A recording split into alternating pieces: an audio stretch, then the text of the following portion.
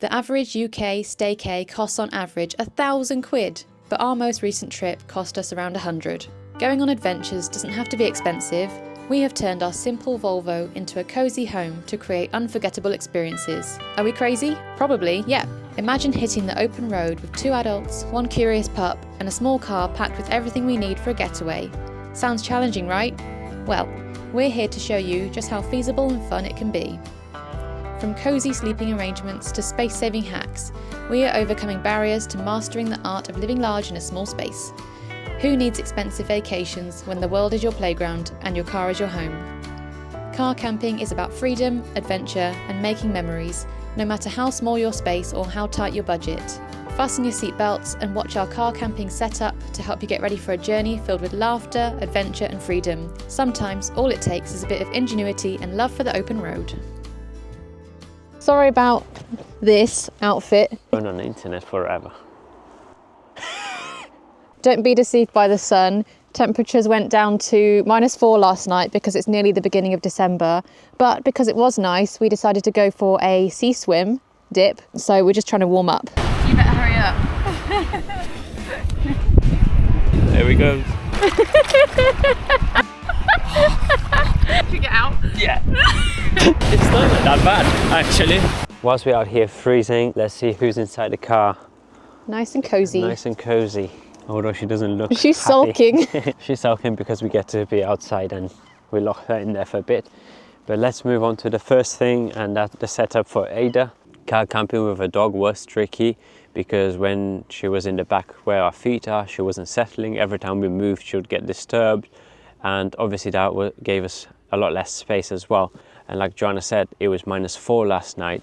So to help her stay warm, we put a hot water bottle underneath this towel, and we gave her like an extra blanket just to help her stay warm. If we wanted to be a bit more stealthy and do some urban camping, we obviously don't have that setup for the dog, and she stays right in the back with us. And that more or less concludes the dog setup. Hey Dad, what do you think of your bed? Hey? Talking of being stealthy, Danny did a lovely tint job on the windows, from which you can't see, looking in, you can't see anything, and it keeps it a little bit darker on the inside, so we get lots more privacy, and it makes us feel a lot better when we're camping literally anywhere, because no one can see in. Second thing, staying on the outside of the car, is the one thing that's really helped with the space problem of camping in a car, is this roof box, which we picked up off Marketplace for about 40 quid, because they are really expensive for a plastic box. This has been amazing for chucking loads of things in, and we're trying to come up with a system of sort of storing stuff and easy access to things. We haven't quite got there yet, but what we've done this time is different things in different bags. So I think it's cooking stuff, cooking equipment, snacks, and miscellaneous to try and help us with quick access for cooking, tea, coffee, etc. We've also just chucked some logs in if there's any opportunity to make a fire, make some s'mores and get cozy like we did in the Peak District. We haven't done that quite yet because the weather hasn't been great, but maybe today.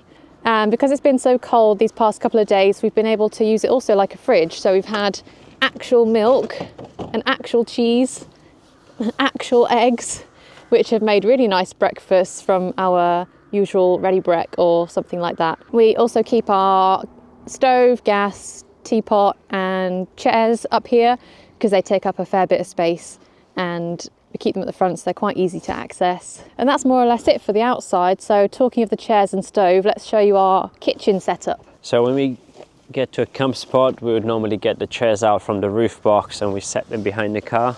But underneath our bed, we have this offcut that we use for a table.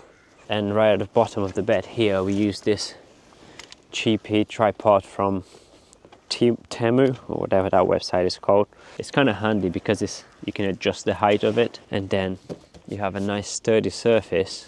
Yeah, we just put the camping stove, kettle, so it gives you like a nice amount, like nice good surface for cooking or whatever you want to do. And that is our table setup. The next thing on our car camping setup is our bed. We use this 3-inch foam upholstering foam for the bed, which we cut into size. Yeah, with the back seats down, it gives us this nice long flat surface, which, yeah, I mean, this is without the driver's seat push forward. This is better. normally my side, so without the driver's side even being pushed forward, you can see that I can fit here and I still have plenty of room for my feet. Yeah, pretty comfortable bed. So that's behind the driver's seat, and this is the solution that we came up with to hold the mattress in place. And we have these 2 5-litre bottles for our drinking water, and that gives us a little bit of extra space here where we can like put shoes or flip-flops and stuff like that. But on this side we have these 10-litre jerry cans, but we don't drink this water because the bottle's kind of giving it this weird smell, so we use this water just for like washing up and stuff. So that's more or less the bed. Let's go and show you inside. Oh, actually, before we go inside, we forgot to mention that we have these wind deflectors fitted. They're quite useful in the night time, especially if it's raining. That means you can leave the window cracked open and you wouldn't get wet inside. Or especially last night when it was -4 degrees, we managed to leave the window open and it kind of reduces the condensation. We sleep with our heads towards the driver's seat because we have those wind deflectors, so the windows are slightly open. We get a bit more fresh air coming in. We did try the other way round, but it just doesn't feel, it feels a bit claustrophobic. And the other reason is because we have a little bit more headspace in this side, so we can, both of us, sit up at a reclined position and we can watch TV, have hot drinks. Danny said last night we reminded him of the old people in Charlie and the Chocolate Factory because we had everything around us, making our hot drinks, watching TV in the recline in bed position. But as Danny said,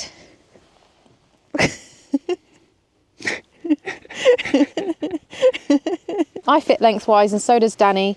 I'm a bit shorter than him.